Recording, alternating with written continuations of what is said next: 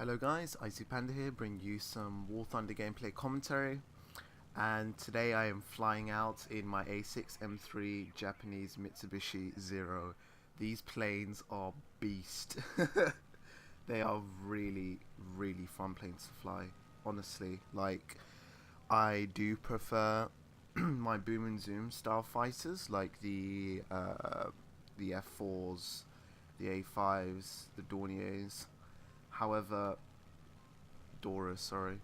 Um, however, you just can't pass up on these planes. They're just too fun to fly. They have a reasonably good climbing rate, so you can uh, climb with them. However, you're not gonna really do much apart from forcing energy fighters down. Um, so it is a good thing to climb, especially against the Brits in this map. New Guinea, I think. Some of the things to point out with this plane. It is very lightly armored. Now, if you are fighting against a Spitfire, it is fine. An enemy fighter, you are going to be perfectly fine as long as you use this plane's advantage, which is its agile turning rate, and its roll rate's pretty good as well, etc. Now, if you go up against a bomber,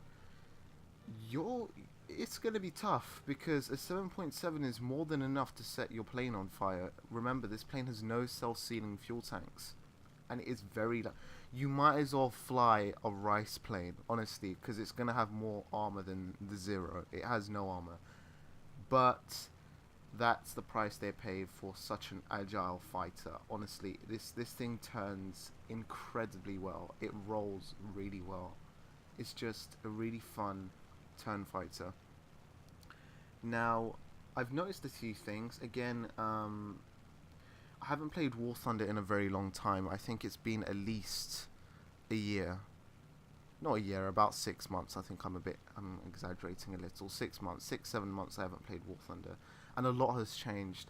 And I will go on to the topic of tanks and stuff in a later video. Maybe do a review on that. But I feel like the cannons of the Japanese, at least on the Zero, doesn't function as well. For example, the Hispanos on the Spitfire specifically is a joy, honestly. You just wreck everything. But the Japanese cannons, not so much. I don't know, maybe it's the rounds I'm using, but I don't know. I just didn't feel as if I had the same power, the same cannon power I did in the Spitfires. So that's a bit of a downside. I was escorting this bomber, but KI-49, but he just decimated a light cruiser, and I was like, okay, fair enough. You know, there's not much for me to do here right now, so I'm just sort of scouting for targets. And I believe at this point, nearing this point, actually, I see I think I see a Spitfire up ahead, as well as a Beaufighter. Now the Spitfire is coming directly at me. This guy wasn't very smart, so I just fire a quick burst and change direction, because there's really no point in me going head on with the Spitfire, because if he turns, which he's doing now, I'm gonna win the turn fight. Now you want to drop your flaps to combat. Make sure you're not going too high speeds, otherwise you will rip your flaps off. And just keep on E6. Look how well the plane turns. Look how well the plane turns. Now, if my aim was a bit better, I would have got a few shots off on him. But unfortunately, it wasn't. Now, again, I quickly turn in him. I believe I let off another burst, and I think I get a few shots on him this time. The Spitfires are really good planes, though. They will beat you in a dive. So, and they will beat you at sort of a steady level, going pretty much vertical. No, horizontal, sorry, what am I talking about? Again, I am turning on this guy. Nothing serious. Again, he's gaining distance on me right now, and I'm just like, well, you know, is there really any point in me chasing him? Because he is gaining distance, and it is becoming a pain to where I can't shoot this guy down. Now, I switched to this Spitfire, and I have a bit more luck with him.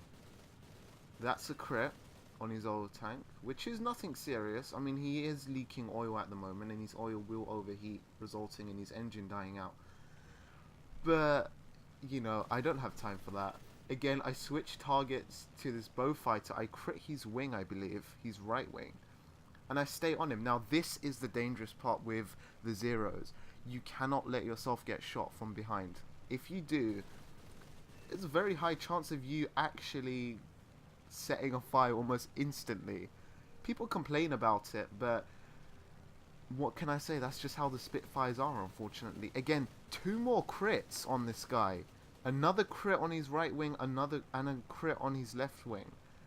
Now, this guy still is not going down. I'm like, you know what? Fuck him, because I have no cannons, and his gun is not unconscious, so it's pointless for me to go on him. Now I switch on to this P400. I've never fought these things before. Again, these planes are new to me, so I don't really know how to approach it. I let him go. He's going too fast anyway, and I'm just sort of scouting for targets. Again, I'm in a very precarious situation right now over the light cruisers, but I'm confident in my plane, put it that way. Now I do see this P39, and I do decide to go for him, but this becomes a very, very long chase. And again, I think this is a good way to portray the pros and cons of the Spitfire. I mean, not Spitfire, excuse me, the A6M3. Is that although very agile and quite good in a climb, his dive rate is very, very limited. And limited in the sense that you're not going to be diving at high speeds. You're not going to be diving like a Typhoon. You're not going to be diving like a P47, for example. It just doesn't happen. And this is another example of how the Spitfire outclasses the Zero in speed. At least the Mark 2B. I think it is the Mark 2. Yeah, Mark 2B. Now, I'm going at treetop level right now to gain more speed. And I'm slowly gaining on him. I am gaining on him slowly. But he starts opening the distance pretty quickly on me. Again, see, I was 0.56 kilometers away from him.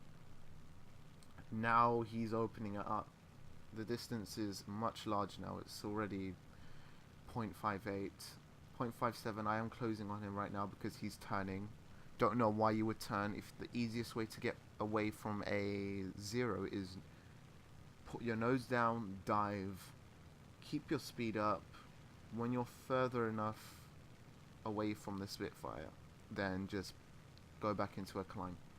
Now, I believe the KI, yeah, this guy I was so mad at, because I've been chasing this guy for so long, and the KI 61 just came in and swooped in and just started shooting at the Spitfire. And I'm like, oh no, because like, I don't have any cannon rounds. I have nothing practical to shoot this guy down with. You know, I may get a lucky crit off and hit his... Look how low I'm flying. I am... You know, I want this kill, but the KI-61 just decimated the Spitfire, and the Blenheim is not far off. I believe this Blenheim actually crashes, because he's pretty damaged right now. He's going way too slow. He's going way too slow. He crashes. And we are over the enemy base with about 8 to 10 AA guns firing at us. I tried to get a cheap shot down on that AA gun. Doesn't happen. So it's best to pull back in these situations. And to be honest, it's sort of stupid of us to, you know, dive this deep. But because there were so many of us and so little of them, it was sort of worth the risk factor in my opinion. But, you know, I don't know. I think the game went well. Again, this video was more to highlight the pros and cons of the Zero. Hopefully I was able to show you guys what you can do, what you can't do with a plane, what situation the Zero works best in, for example. Again, just to quickly summarize, the Zero has very, very little armor. It has no self-sealing fuel tank, so machine gun fire is more than enough to set your plane on fire. So use the plane's agile maneuverability to get away from, you know, enemy planes, to outturn them. You know, there's no reason to go for head-ons in this plane, honestly, because it's just too lightly armored for that. It really is, and definitely do climb. I know this plane isn't a boom and zoom plane, but if a Spitfire is at you know 3,000 altitude and you're only at 1,000, then you're just giving that plane opportunities to dive when you climb back up, dive when you, rinse and repeat, and it's just going to become frustrating to the point where he may even get a lucky shot and set you on fire, and then you're dead, and it's just, yeah, then it's going to suck. But yeah, guys, thanks for watching my video. I haven't done a War Thunder video in ages, but I feel like this is going well, so I'm going to do some more War Thunder videos. Let me know if there's a specific plane you want to see. I'm not exactly too high in my plane ranks at the moment, but I will try and get the higher tier planes, etc. So yeah, thank you guys for watching. If you could like, rate, share, favorite, subscribe, that would be awesome, and I'll catch you lot in the next video. Thank you guys, and take care.